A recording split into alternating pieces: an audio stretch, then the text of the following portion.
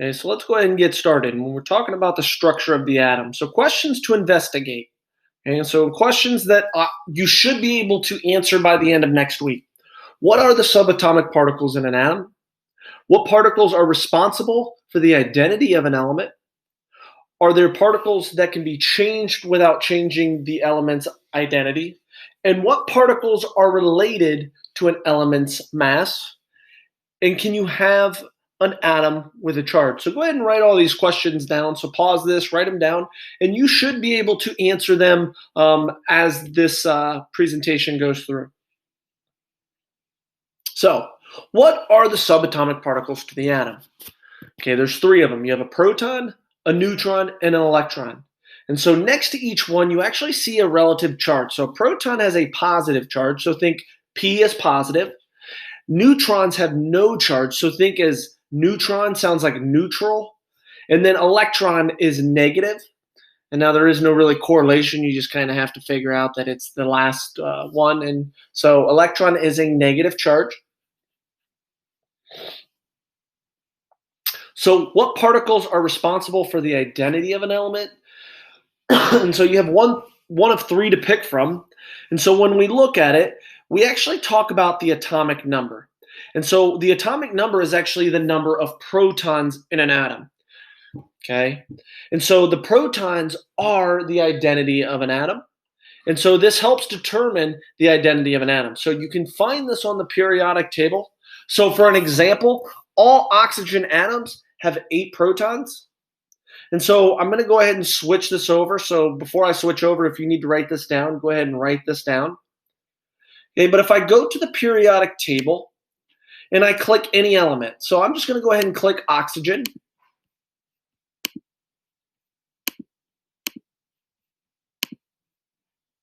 Okay, so I'm going to go ahead and click oxygen. Now, if I click oxygen, well, if you go to the notes, all oxygen atoms have 8 protons. So I want you to look at the periodic table, and of these two numbers, which one is telling you your atomic number or your number of protons? And so you should see oxygen has an atomic number of 8. So it has 8 protons. That is the identity of an element. I could pick any other element. So if I go to, I'll just go to aluminum. Okay, so I may ask you it in two different ways. How many protons does aluminum have? And the answer is 13.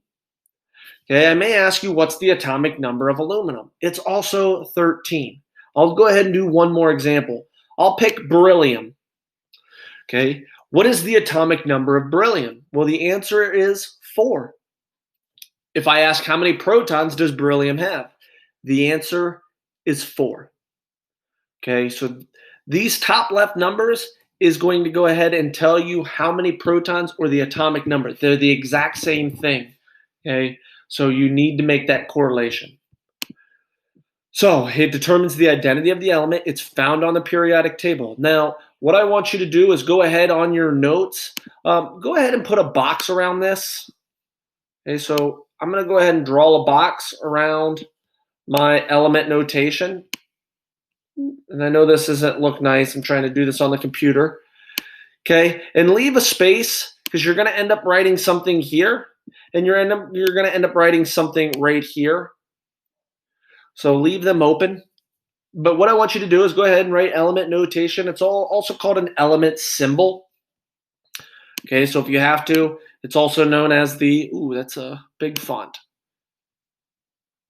So it's also known as the element symbol. Okay, so they both mean the same thing. So just know we denote the atomic number or the number of protons with the letter Z. Okay, and so I'm going to go ahead and get rid of some of this. So we know the atomic number or the number of protons is Z, and so when we write them, I'm going to write a few examples here later, and we're also going to be doing these examples tomorrow. So if this isn't making sense, it's fine. Just bear with me. So are there particles that can be changed without changing the element's identity? And the answer is yes. It's neutrons and electrons.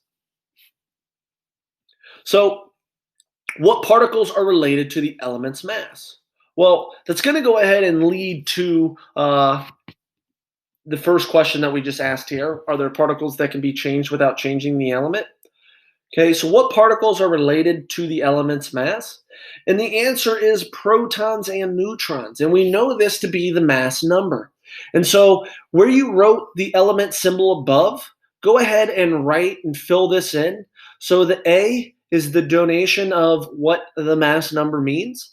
And so this means protons and neutrons. Okay. Now, it's the total number of particles in the nucleus of one atom, and it must be a whole number. Now, I'm going to show you how to find this in the periodic table. So if I go to the periodic table, let's go ahead and look at oxygen. Okay, and so this oxygen here has 8 protons, and it also has another number. This number is a mass number. Now, there's a reason it is not a whole number, like what this needs to be, because it says it must be the whole number. Well, this is my mass number here. Now, the reason it's not a whole number is because it's based on the abundance in the world, okay? And so oxygen has multiple isotopes, and we're going to be talking about what that is. All I want you to know is you are going to round this number up or down based on that first decimal. So if this first decimal here is a 5 or higher, you round up. If it's a 4 or lower, you round down. And so if I were to round this up, it's 15.9. That is closest to 16. So because that 0.9 is a 5 or higher, you're going to know this is a 16. So how I would look at this, and so I'm going to go ahead and type it out real quick. So you have oxygen, and I'm going to draw it just like you see it on the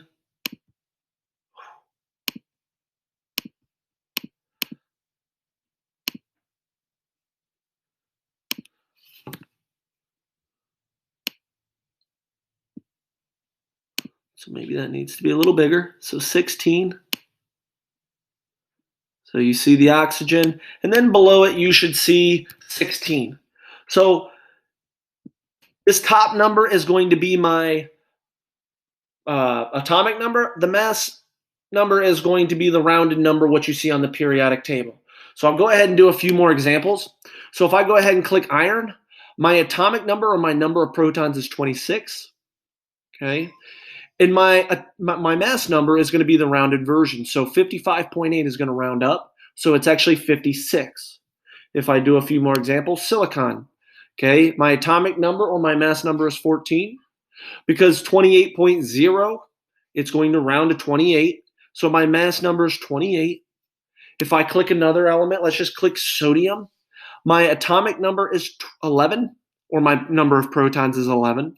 And then my mass number is going to round up to 23. Okay, so that's how you find the mass number on the periodic table.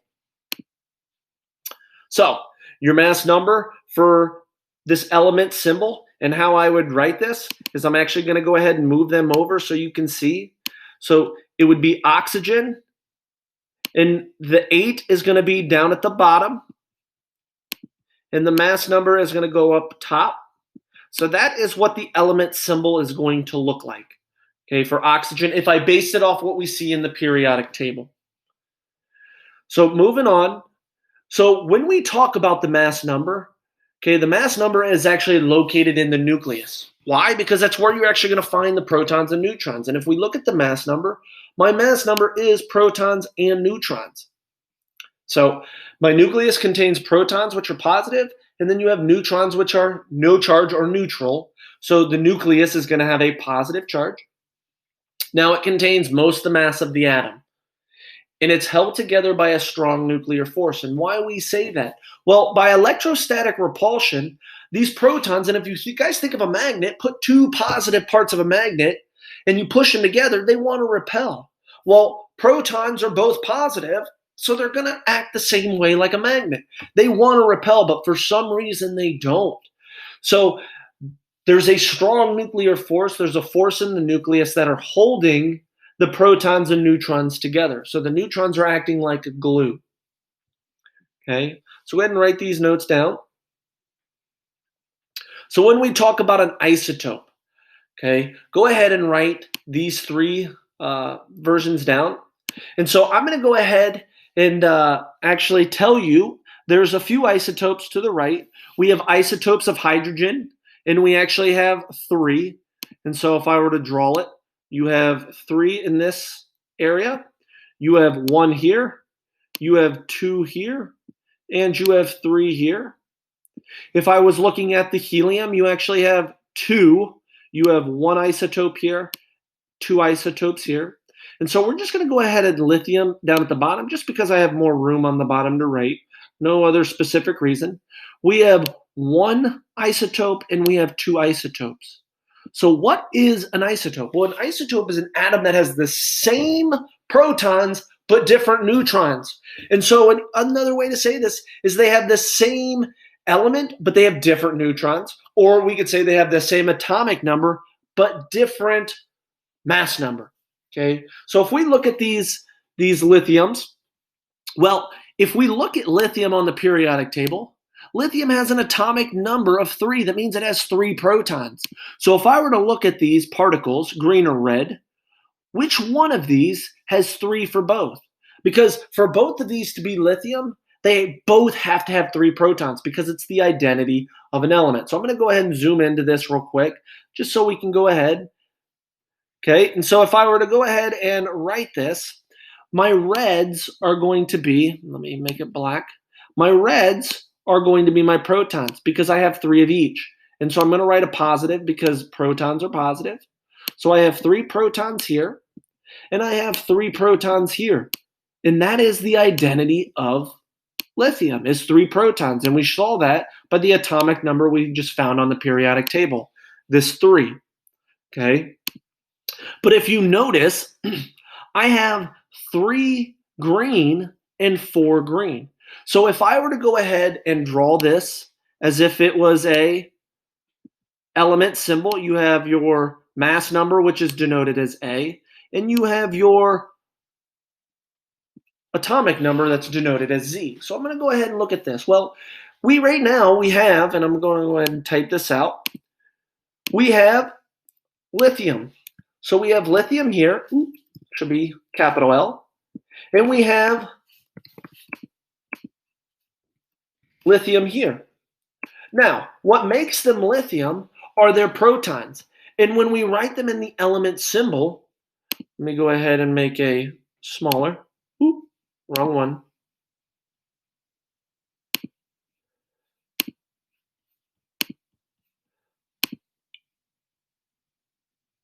So when I go to do this, the mass number is denoted as a 3. And it should be shown where Z, because Z is showing it's my letter for the atomic number. So I'm going to go ahead and put another one. I have 3 and 3. So notice my atomic number or my letter Z for the element symbol are the same. And they show this as your 3 protons and your 3 protons.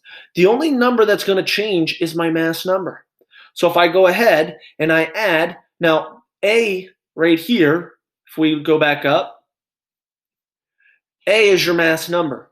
And my mass number is my protons and my neutrons. So if I were to go ahead, let me zoom out a little bit, and go back down, well, if I count all of my protons and neutrons in the nucleus, this is going to be 1, 2, 3, 4, 5, 6. So the mass number that we would draw for my element symbol is a 6. Let's see if I can move this. And then if I look at this second lithium, it's 1, 2, 3, 4, 5, 6, 7. I have 4 neutrons and 3 protons. So 4 plus 3 is 7. Okay, so we notice what an isotope is. It's an element that is the same because its atomic number is the same, but its mass number is different. Okay, so that is the definition of an isotope. Now, the way we write this is called shorthand symbol. Okay, so shorthand symbol is used to name isotopes, and it is the same element but different mass. Okay, so I've given you an example. So it's name and mass number, so it'd be carbon-14. Well, let's go ahead and do the 2 that we just did here, lithium and lithium. So the one on the left, it's going to be lithium and its mass number. Well, let's go ahead and look. Would it be my bottom number or my top number? Which one is different?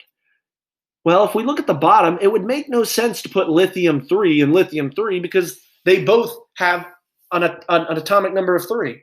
So essentially, it's like saying lithium, lithium, because that 3 is telling me it's lithium. So we would put lithium 6, and that 6 is my mass number. Oh, I spelled this wrong. If I look at my next lithium, it's going to be lithium 7.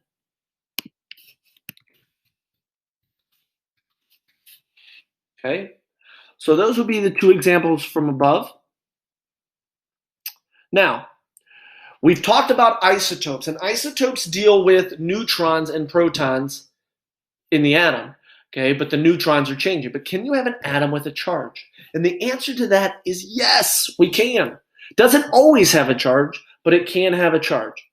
So when we talk about charge, we have to think about, let's go back up front, okay? What subatomic particles have a charge? Well, if we look, my protons have a positive charge and my electrons have a negative charge. So when we talk about charge, we're talking about protons and electrons, okay? So when we talk about electrons, electrons have a negative charge. They're outside the nucleus and they're distributed around it and they're orbiting. So an easy way to think of it is my nucleus is like the sun. It's the center of the universe, or not the universe, the center of the solar system. And the electrons are like planets going around the sun. Okay, so if we look, okay, this is actually a lithium element. And how do I know? Is because I have 3 positive particles, 3 protons. And by looking at the periodic table, lithium has 3 protons. So if I asked you about the mass number, you would actually say this would be 7. And the reason being is because I have 3 protons and I have 4 neutrons. So this has a mass of 7. Okay. Now, when we talk about charge, we actually have to compare the protons and the electrons. So in an atom, okay, this should say atom here. Let me cross this out. This should say atom. This is a typo. Okay, it's when atoms are neutral. It's when my protons and my electrons are the same. So this is actually a neutral atom that you can see in the picture. And the reason being is because I have 1, 2, 3 negative particles. So if I were to draw this, I have 1, 2, 3 negative particles. And then I have 1, 2, 3 positive particles. And so if we look at it, my positives will actually cancel my negatives. And so this negative cancels this positive, this cancels this positive, and this negative cancels this positive. So my charge right now is 0. Okay? So neutral atoms are only when the atoms equal in protons and electrons. Okay? So when we write this, okay, so up in that element symbol that I had you guys write up above, okay, I told you to leave a space open over here. What I want you guys to do is go ahead and tell me the charge in that top left. So most times if the charge is 0, we just leave it blank. But the charge equals protons minus electrons. So 3 minus 3 would be 0 for the example that we just used. Okay. Now, when we talk about ions are they're atoms that do have charge. So when that happens is when my protons do not equal my electrons. So electrons have been lost or gained. Now, what I'm going to have is I'm going to have students that change the protons, but no, you've changed the identity of the element. Because remember, protons equal the identity, okay? They are the identity. So if I change, add, or subtract a proton, you've changed the element entirely. So it's very important that you guys understand only electrons have been lost or gained, okay? So for a positive ion, we call it a cation. For a negative ion, you call it an anion. So if you ever hear me use those terms, you understand what I'm talking about. So when we talk about a positive ion, it's a cation. It's when an atom loses an electron and it becomes more positive. Why? Because if you subtract a negative, well, you become positive. Okay? In other words, you're losing a negative particle and your positive particles are staying the same. Okay? So if I think about it, let's just go ahead and look at nitrogen. Okay? Nitrogen has 7 protons. So if I were to go ahead and write this, so I'm going to use a text box. So I have 1, 2, 3, 4, 5, 6, 7 positives. Well, assuming that it's neutral, if I have 7 positives, I'm going to assume for a neutral atom, it's got to be 7 negatives. Now I'm going to go ahead and space those out just so they're all under each positive.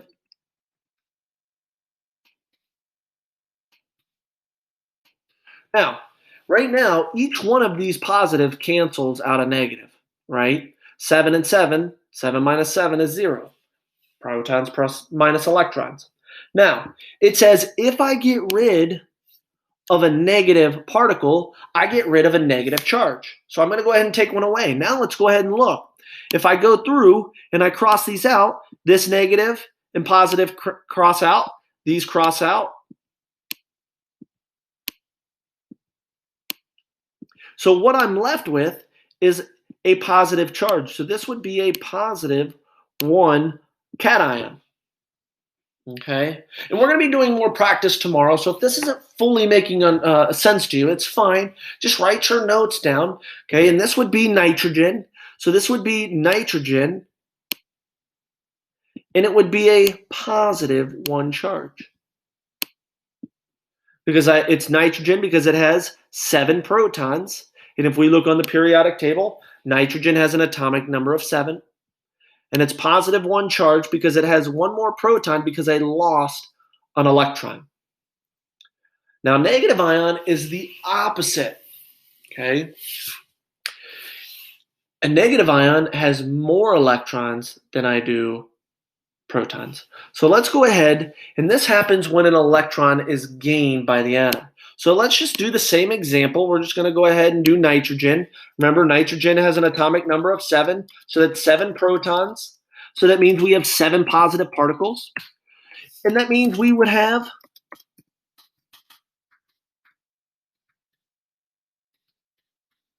7 negative particles. Now, well, what would happen if I gain a negative electron? Well, if I go ahead and try to figure it out, well, this positive cancels, this positive cancels.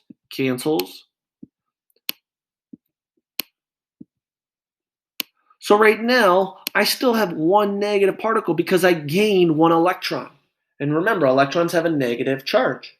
So this would be an example of a nitrogen atom with a negative 1 charge because I gained a negative particle. Okay, and this is nitrogen because I have 7 positive particles or 7 positive charges. Okay, so electrons have a negative charge, so you have more electrons than you do protons. So what I want you to do is go ahead and write these equations. I'm going to explain this to you guys after you guys go ahead and go through the notes. We're going to do some practice problems. And I'm going to go ahead and show you how you can use these equations to help determine protons, neutrons, and electrons. Okay? And what I want you to do is go ahead and try to write your element symbols and write your shorthand symbols. Okay, I'm going to go ahead and do one example with you. Okay, so remember, an element symbol is denoted as your X. You have a Z, which is your atomic number, and your Y, which is your mass number. Okay, and if you can't remember, we used them up here. All right. So you have your mass number, which is A, which is your protons and neutrons. And then if I continue, you have your atomic number, which is just your protons. So if I give you the subatomic particles, I have 3 protons, 4 neutrons, 3 electrons. Well, if I go ahead and write this, my element with 3 protons is going to be lithium by looking at the periodic table. So the element we have here is, I'm going to go ahead and make this a little bigger. This is going to be lithium. Now, the atomic number is Z, and the atomic number equals my number of protons. So for here, my atomic number is going to be 3. Okay, remember, Z is my protons. It's my atomic number. So I have 3 protons. My atomic number is 3. Now, my mass number is my protons plus my neutrons. So 3 plus 4 is 7. And what we can now do is go ahead and talk about the charge. Because remember, the charge is in that top right corner. So is lithium charged or not? Well, let's look. I have 3 positive particles and I have 3 negative particles. So my charge is 0. So you could write 0 in the top left, or top right, sorry. Or you just don't write anything at all, because if it's 0, there is no charge. So the way we would write my shorthand symbol, we're going to write the element. It's going to be lithium. And then we talk about the mass number. So which one of these numbers is my mass number? And you should have wrote 7. So I want you to go ahead and try the next couple. Okay? And then down here, you're actually going to do the opposite. So I've now given you your element symbol down at the bottom. And now I want you to tell me the number of protons, neutrons, and electrons. So we use protons, neutrons, and electrons to find the element symbol. You're now going to do the opposite. You're going to use the symbol and tell me how many protons, neutrons, and electrons you have. So I want you to go ahead and write these 3 down as well. Tell me how many protons, neutrons, and electrons. Don't worry about being wrong. We'll go over them in class. Okay? But other than that, that's all you have for the notes today.